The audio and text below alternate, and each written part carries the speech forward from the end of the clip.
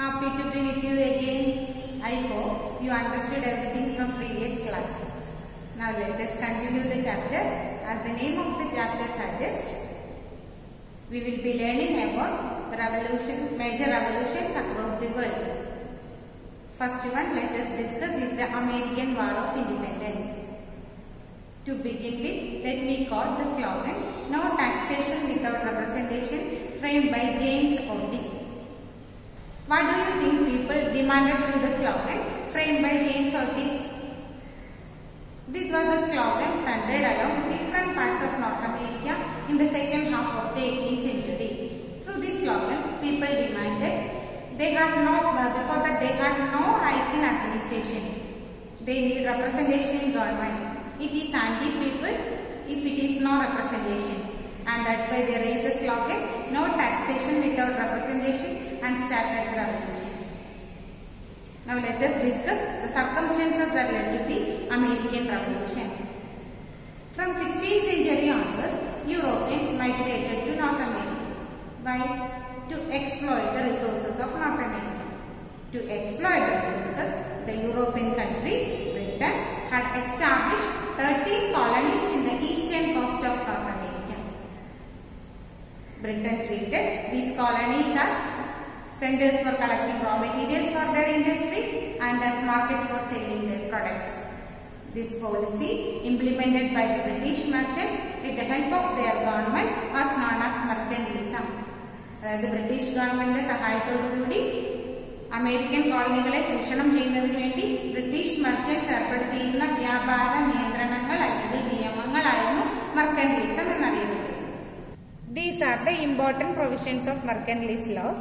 First one, the goods to and from the colonies must be carried only in British ships or ships built in the British colonies. Second, British stamp must be affixed on all the legal documents, newspapers, pamphlets, license, etc. Products of the colonies like sugar, wool, cotton, tobacco, etc. could only be exported to England.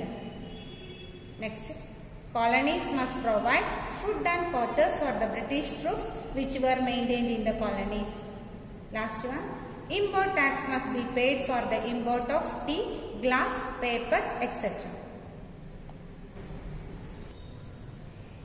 Till now we learned about the circumstances of the revolution or background of the revolution. Now let us see how people reacted to their sufferings and what made them react. Some of the thinkers of North America, they motivated the people to fight against the exploitative laws of the British. Mainly Thomas Paine and John Locke. They motivated people through their words. John Locke motivated the people through his words. Everyone has some fundamental rights. No government has the right to suspend them. Thomas Paine motivated the people through his words. There is something absurd in supposing a continent, that is North America, be perpetually governed by a foreign power. അതായത് ഒരു വിദേശ രാജ്യമായിട്ടുള്ള England ഒരു continent ആയിട്ടുള്ള north അമേരിക്കയെ control ചെയ്യാന്ന് പറയുന്നത് അസംബന്ധമാണ്, unreasonable ആണ്. These words motivated the people to fight against the exploitation of the British. Now let us discuss the cause of the revolution. In 1774, members of the colonies met at Philadelphia and it is known as the First Continental Congress. People submitted a petition to the King of England. People demanded the revocation of the regulations enforced on industry and commerce and not to impose tax without the approval of the people. But King sent a military force to suppress the people. This led to the war between England and the colonies. In 1775, the Second Continental Congress, people elected George Washington as their commander-in-chief. Under the leadership of George Washington, people started to fight against the British exploitation. At that time, Thomas Paine declared the voice of the Americans to break the ties of Britain through his pamphlet Common Sense. The American Continental Congress issued the famous Declaration of Independence on 4th July 1776, prepared by Thomas Jefferson and Benjamin Franklin. Points that were emphasized in the Declaration of American Independence. All are equal. Everyone has certain rights. Rights should be secured. Government with the consent of governed. Right of the people to abolish government. After the Declaration of Independence in 1781, the war between England and the colonies ended. According to the Treaty of Paris in 1783, England accepted the freedom of the 13 colonies. A Constitution Convention held at Philadelphia and under the leadership of James Madison, framed the American Constitution.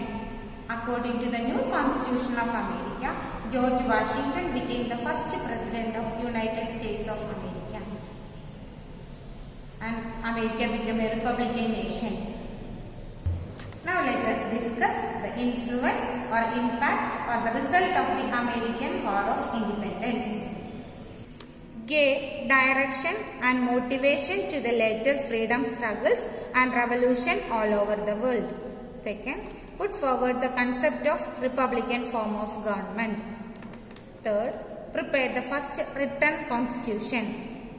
Fourth one, contributed the concept of federal system that ensured freedom and authority of state in the union. I think American Revolution is clear.